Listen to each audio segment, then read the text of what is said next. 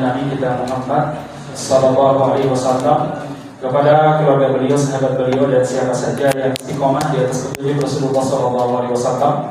Kita senantiasa berdoa kepada Allah Subhanahu Wa Taala, mudah-mudahan kita termasuk mereka yang diberi istiqomahan untuk bisa menapaki petunjuk Nabi kita Muhammad Sallallahu Alaihi Wasallam. Baik jemaah sekalian yang mudah-mudahan dirahmati Allah Subhanahu Wa Taala, seyogianya pada malam ini kita kajian rutin yaitu Kitab Tauhid yang ditulis oleh Syekh Muhammad At-Tamimi rahimahullah. Hanya saja karena ini menjelang Ramadan dan ada beberapa kondisi yang perlu kita sampaikan. Yang pertama, sepertinya ini pertemuan saya terakhir sebelum Ramadan, betul ya? Karena Maret sudah Ramadan. Kemudian yang kedua, karena ini sebentar lagi bulan Ramadan, ada beberapa catatan yang perlu kita sampaikan juga. Hari ini karena carut marut dan ramainya kondisi di Indonesia disebabkan pemilu yang kurang lebih tinggal 1 hari lagi akan kita hadapi, sehingga ada beberapa isu-isu kemanusiaan yang kemudian tidak begitu tersampaikan dengan baik, terutama kondisi saudara-saudara di Palestina. Padahal kondisi saudara-saudara kita di Palestina antara kurang lebih sekitar 3-4 bulan yang lalu sama dengan kondisi sekarang. Tidak ada perkembangan sama sekali. Artinya mereka masih diserang, mereka masih diintimidasi, dan bala bantuan juga banyak dihadang. Ya, yang menghadang bukan sekedar militer, tapi juga warga sipil. Kalau dibilang sipil artinya non tentaranya Israel, orang-orang Israel Yahudi juga melakukan berbagai macam aksi supaya bantuan-bantuan yang masuk ke dalam negeri Palestina terhalangi. Sebagai sebuah contoh, salah satu video yang kita buat tadi ya, bagaimana mereka dengan cara yang sangat-sangat keji, mereka ini membuat tenda ke jalur-jalur masuk ke dalam Gaza supaya apa? Supaya bantuan tidak sampai ke sana. Ini sebagai sebuah ya. Nah, mereka berulah dengan mendirikan tenda ya, yang sengaja mereka buat di tengah jalan untuk menghalangi truk bantuan kemanusiaan agar tidak bisa masuk ke dalam Gaza. Ini kan jahat sekali ya mas kalian. Ini jahat sekali. Jadi kaum muslimin Palestina bukan sekedar diserang, tetapi mereka juga dihadang supaya bantuan-bantuan tidak masuk ke dalam Palestina.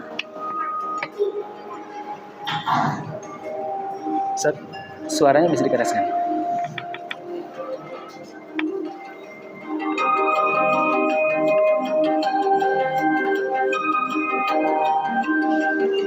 Kecilkan aja deh, ada musiknya, kecilkan.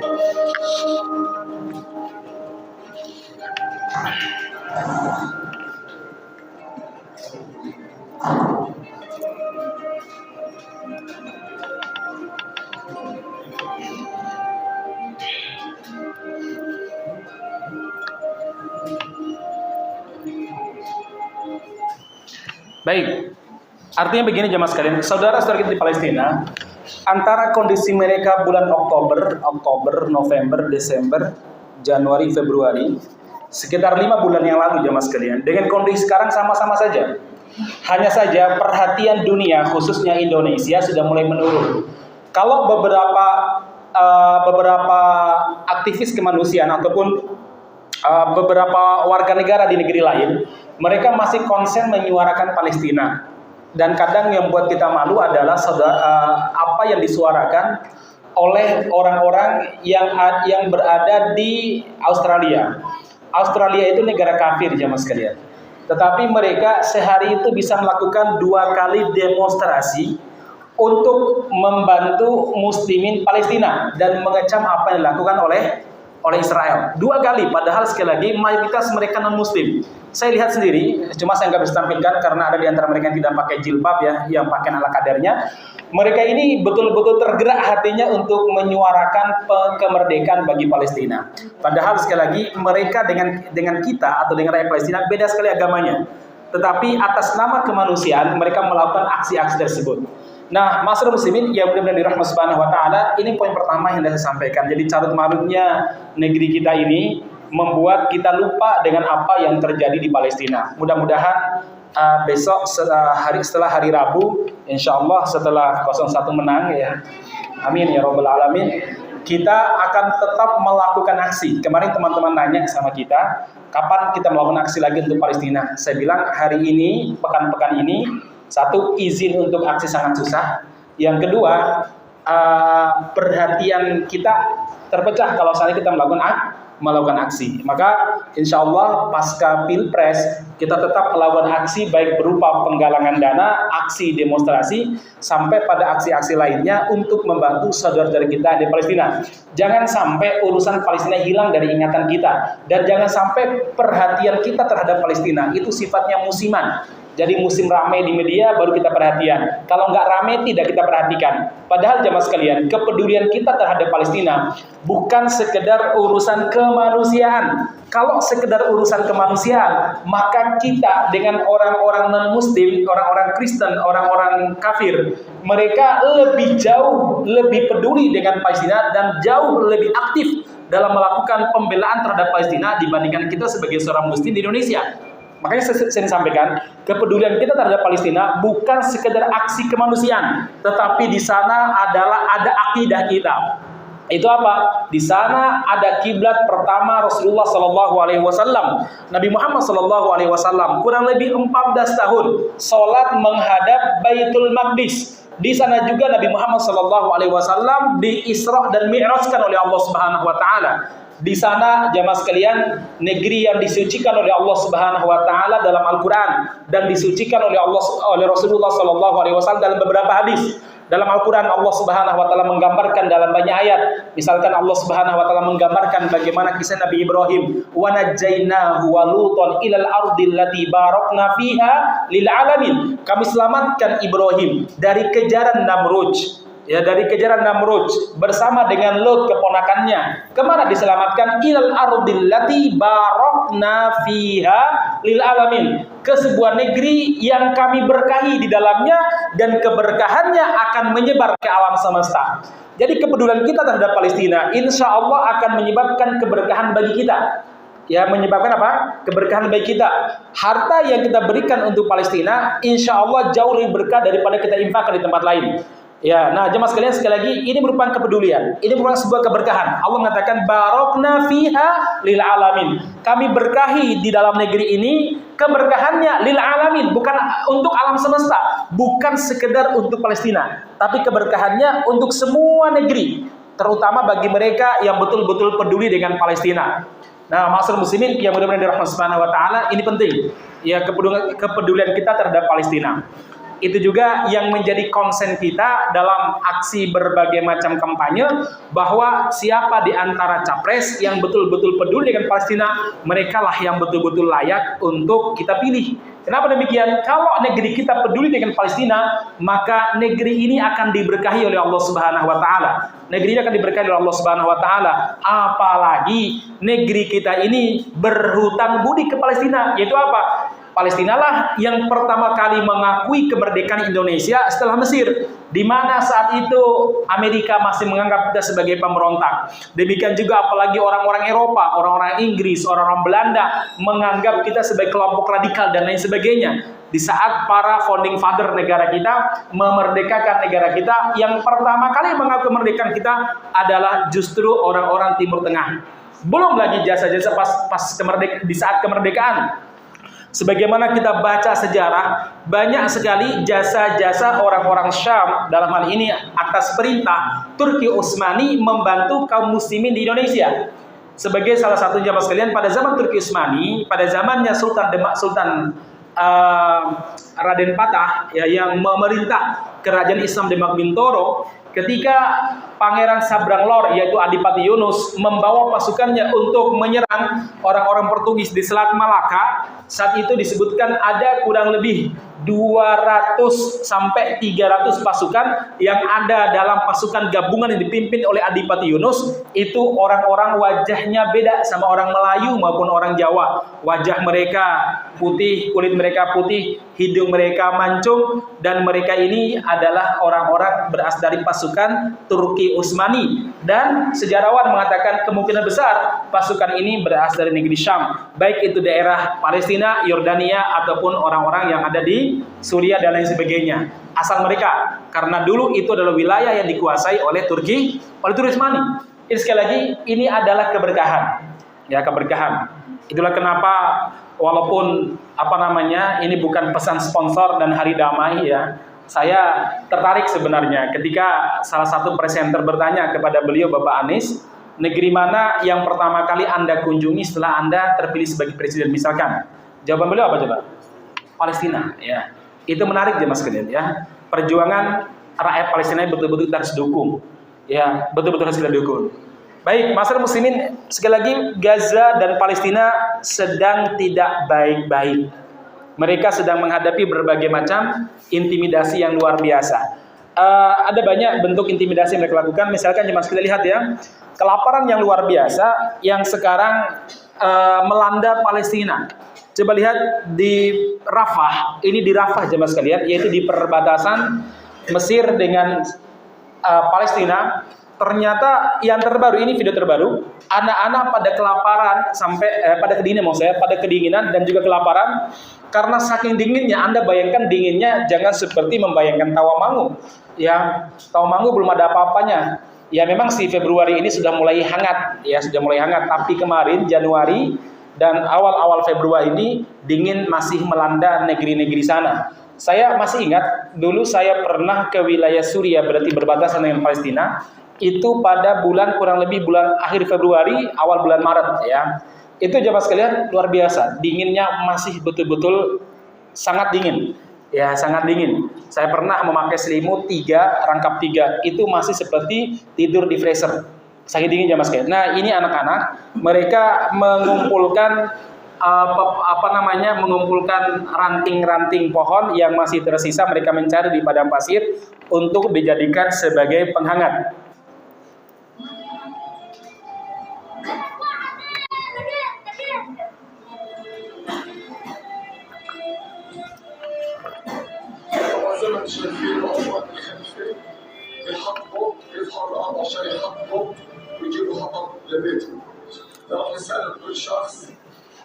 Jemaah sekalian yang mudah-mudahan dirahmati Subhanahu wa taala, Anda lihat tembok di samping itu tembok perbatasan antara Rafah dengan Mesir.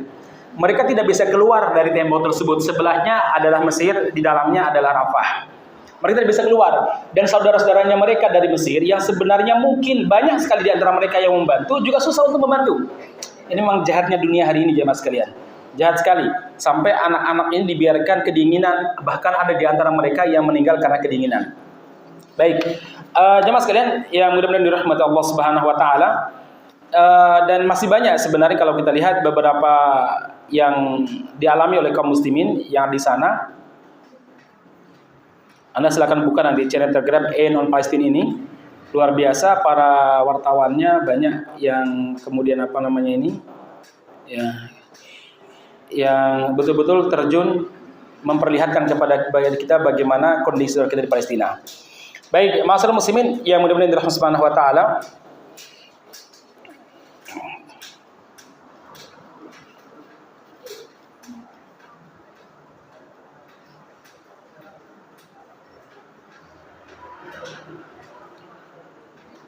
Dan ini yang mereka alami sekarang.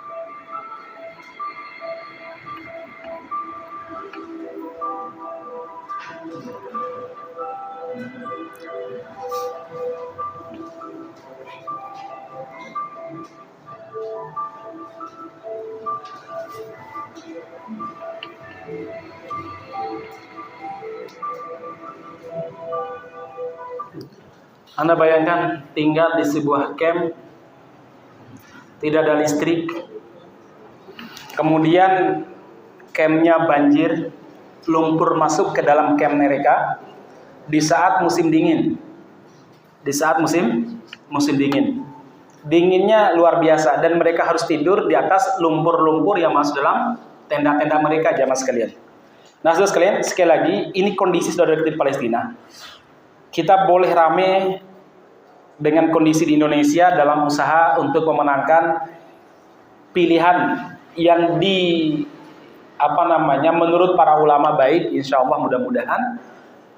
Tapi kita juga tidak boleh melupakan saudara-saudara kita yang ada di Palestina. Ya, bahkan kemarin ada sebuah video ma'asyiral muslimin, seorang bapak yang ditinggal wafat oleh anaknya. Seharusnya mungkin kita melihat anak kita dibunuh, mungkin menangis atau mungkin bla-bla sebagainya. Tapi ada hal yang menarik yang dilakukan oleh seorang bapak ini.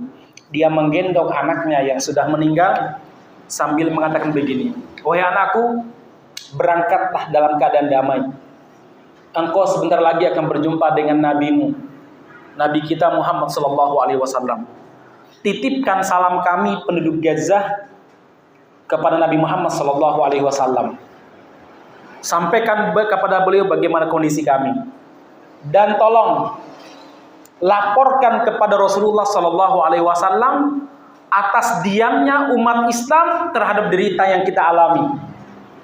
Sungguh, kelak di hari kiamat nanti, kami akan menuntut umat Islam di hadapan Nabi Muhammad SAW sebelum mereka meminta syafaat, bahwa mereka telah menelantarkan kami yang sesama umat Nabi Muhammad SAW, dan mereka telah menelantarkan Al-Aqsa yang merupakan kiblat Nabi Muhammad SAW, yang merupakan warisan suci Rasulullah SAW. Titipkan salam kami kepada Rasulullah SAW.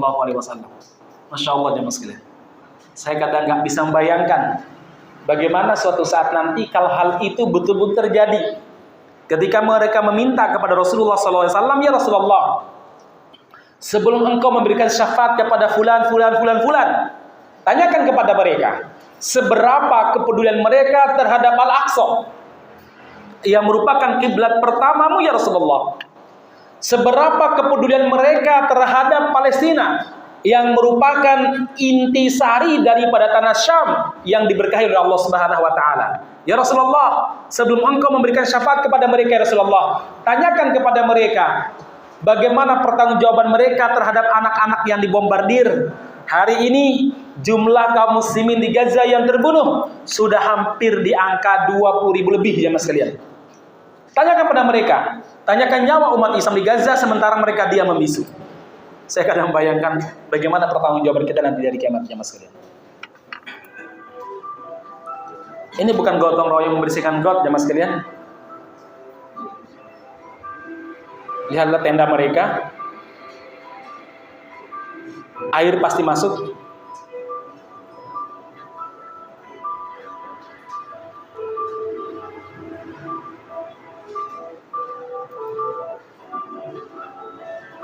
Begini kondisi bagian dalam tenda mereka. Kita, jemaah sekalian, ada kamar kita yang bocor saja, nggak ada lumpur yang masuk, cuma bocor.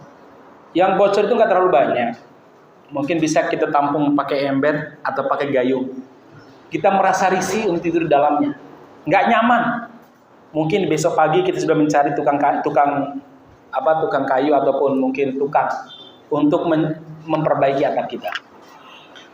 Mereka tidak punya rumah, hidup di tenda, tidak ada penghangat di musim dingin, sementara suhunya rata-rata di bawah 10 suhunya.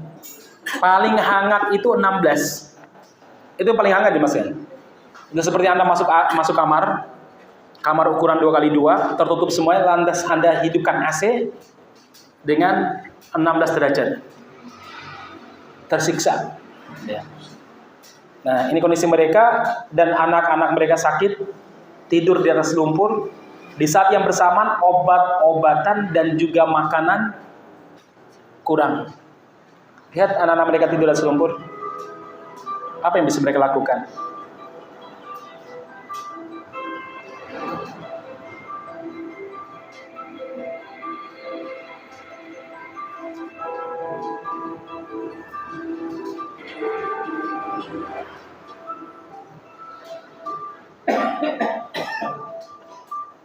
Baik, jemaah sekalian yang mudah-mudahan dirahmati Allah Subhanahu Wa Taala.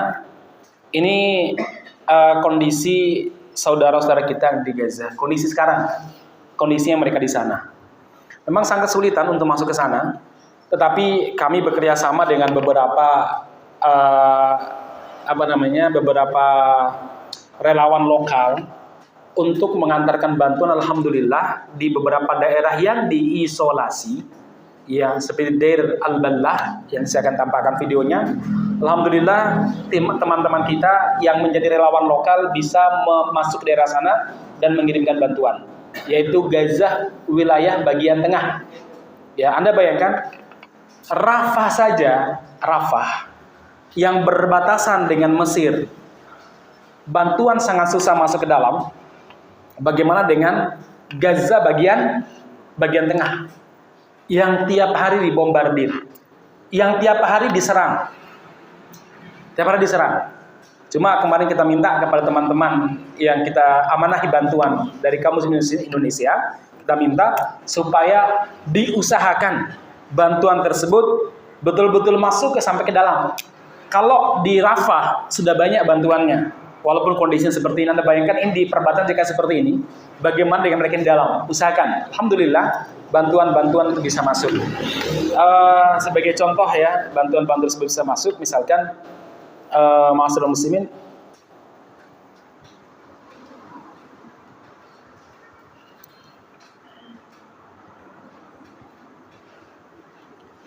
ini kemarin bantuan kita masuk sampai sini di Deir Al-Ballah. Ya, Gaza bagian dalam. Alhamdulillah, yaitu berupa selimut dan juga makanan ya. Ini dari Indonesia ya. Kita di Andalus ya, mengirimkan bantuan selimut karena masih musim dingin. Ya. Ini adalah sekolah-sekolah yang difungsikan sebagai tempat tinggal. Ya. Ma'asyiral muslimin yang mudah-mudahan dirahmati Allah Subhanahu wa taala. Sementara ini di daerah Rafah kita juga mengirimkan bantuan berupa makanan ya. Karena di sana juga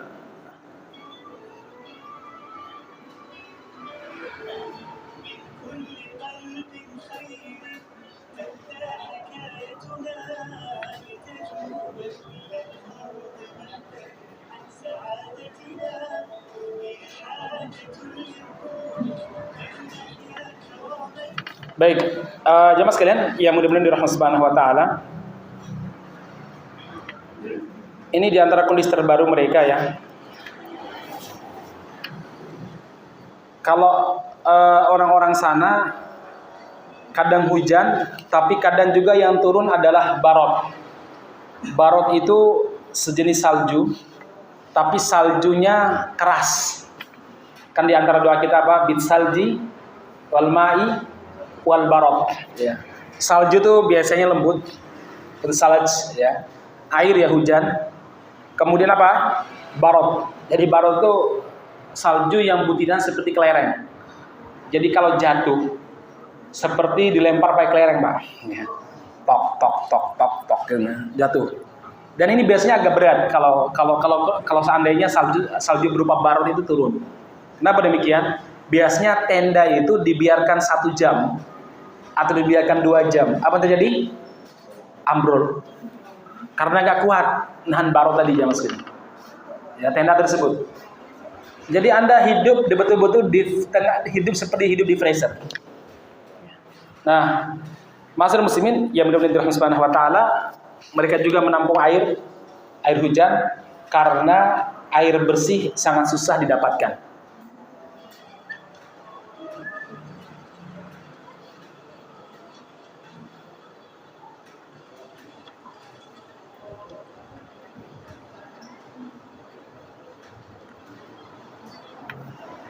Bahkan ada di sebagian wilayah, bagian dalam Gaza, seperti dari Al-Ballah, kemudian bagian dalam lagi, disebutkan karena begitu kurangnya air bersih di sana, sebab rata-rata air sudah tercemar oleh zat kimia yang merupakan sisa-sisa dari bom-bom yang dikirim oleh Israel. Nah, akhirnya apa? Penduduk sana dijatah airnya.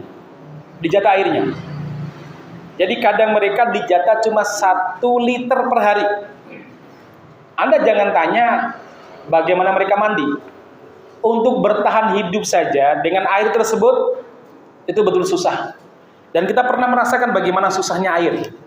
Saya dulu ketika dalam kondisi yang sama, ketika dulu orang-orang Syiah menyerang orang-orang Syam juga tapi wilayah Suriah, itu banyak anak-anak yang kekurangan namanya apa? Dehidrasi. Pernah suatu waktu kita memeriksa seorang anak, diperiksa dengan dokter bilang, Ustaz tanyakan mereka tinggal di mana? Saya tanya, mereka jawab daerah sini, daerah perbatasan.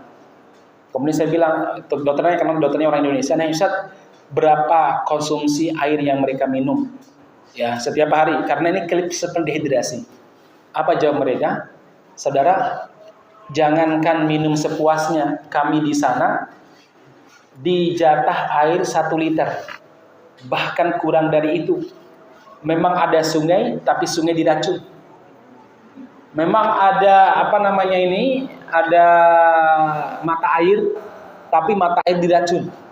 Kalaupun ada, sudah tidak lain dikonsumsi karena dipenuhi zat-zat kimia yang beracun. Hal yang sama dialami oleh saudara kita di Palestina. Padahal setiap hari kita makan, minum, bapak-bapak rata-rata kebutuhan kita per hari berapa liter minumnya? 2 liter atau 3 liter?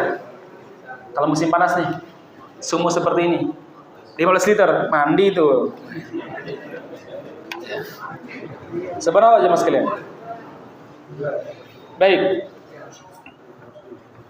Ini kondisi anak-anak kita ya. Baik, karena terlalu mengerikan untuk dilihat, mungkin nggak nyaman untuk dilihat. Yang jelas begitulah saudara kita di Palestina, ya khususnya Gaza, dalam kondisi yang sangat berat sekali. Setiap hari mereka terancam nyawanya. Ini film sampingnya di TV ya, yang lagi ramai itu. Baru 1 hari sudah 4,6 juta yang nonton. Ternyata betul-betul dirancang secara sistematis untuk curang. Tapi yakinlah Allah Subhanahu wa taala Maha tahu.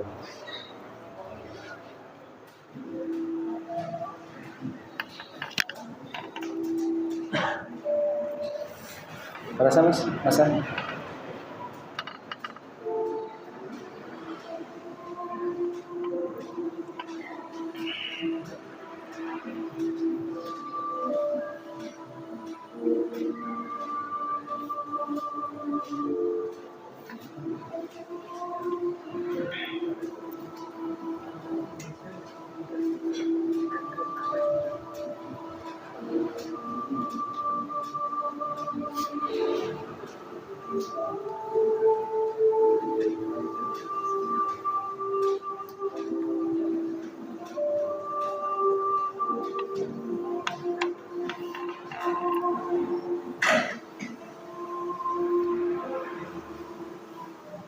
Bapak-bapak, untuk wilayah Gaza,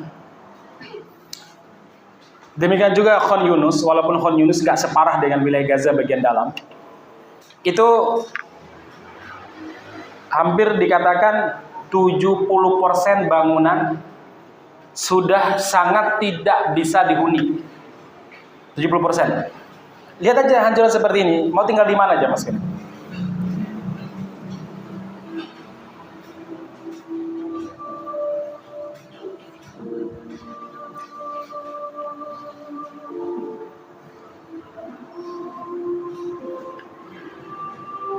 Coba apa kata mereka? Setiap hari ratusan dari kami terbunuh.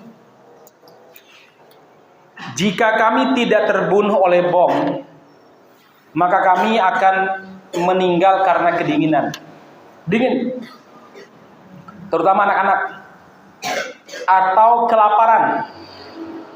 atau karena penyakit lainnya. Kenapa demikian?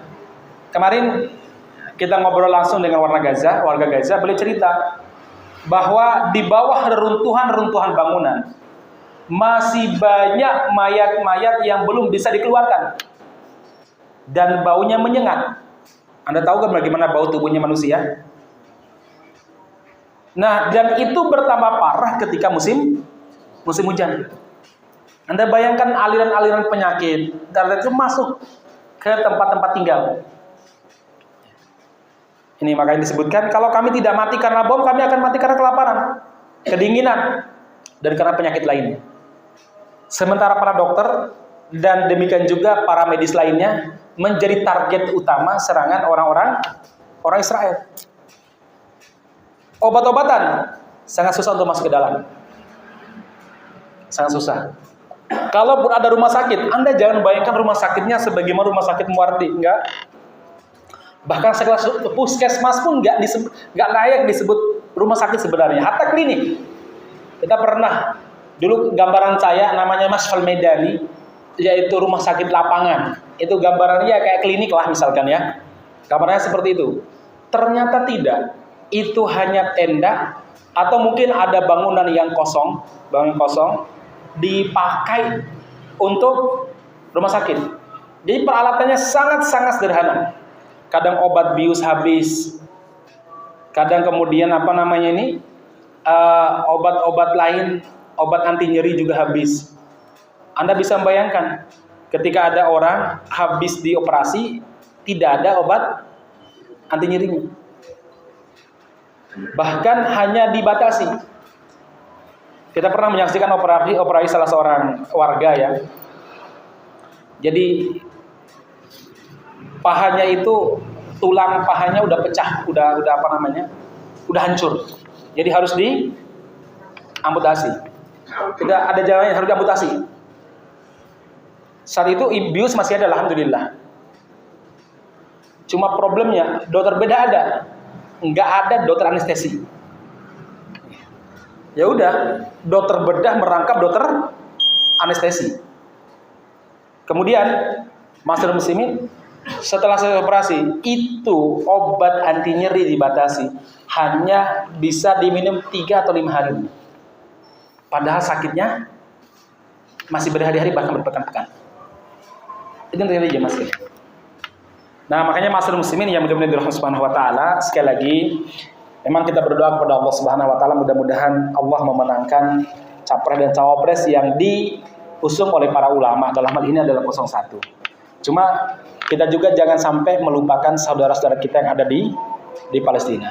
Ingat, salah satu sebab kita itu ditolong oleh Allah Subhanahu wa taala termasuk dalam urusan politik ketika kita peduli dengan orang-orang yang lemah di antara kita. Rasulullah pernah bersabda, "Innama tunsuruna bidu'awatikum wa sholatikum wa ikhlasukum wa bidu'afaikum." Ya, Allah itu menolong kalian karena satu, doa kalian, dua, sholat kalian. Diperbanyak sholatnya, doanya menjelang beberapa hari lagi ini. Yang ketiga, keikhlasan kalian. Jadi betul-betul ikhlas. Dan yang terakhir apa? Bidu'afaikum. Adanya orang-orang lemah yang kalian pedulikan sekitar kalian.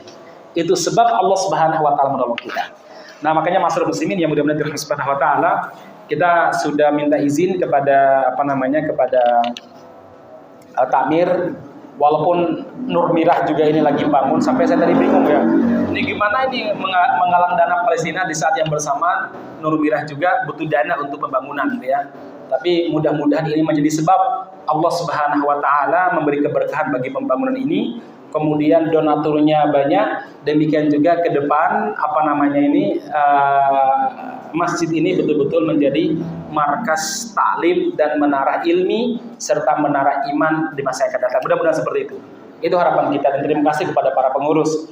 Jemaah sekalian yang mudah-mudahan dirahmati Subhanahu wa taala. Ini ada beberapa karena waktunya sangat mepet. Kita tawarkan aja nanti setelah selesai salat Isya. Nanti bisa menghubungi teman kita di luar. Ini ada beberapa oleh-oleh, yaitu ini sekali lagi murni 100% untuk Palestina ya. Ada sal Palestina. Nanti bisa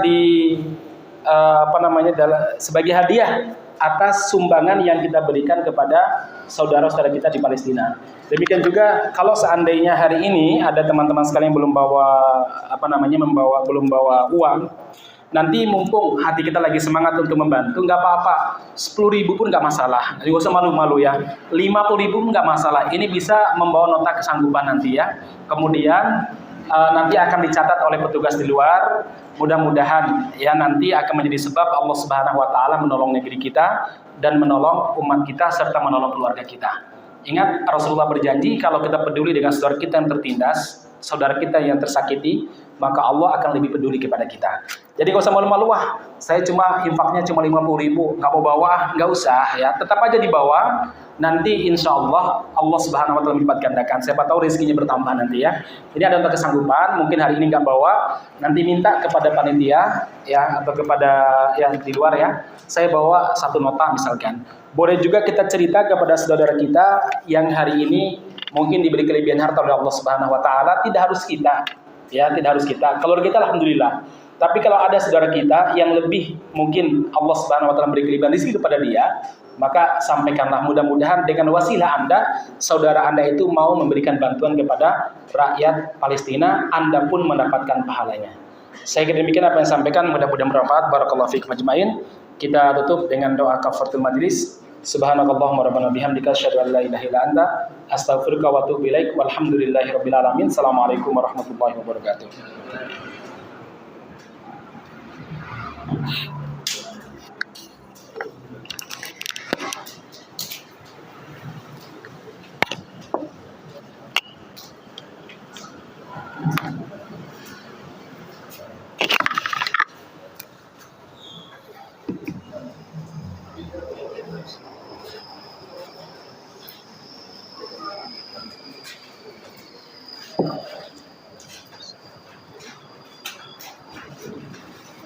Thank you.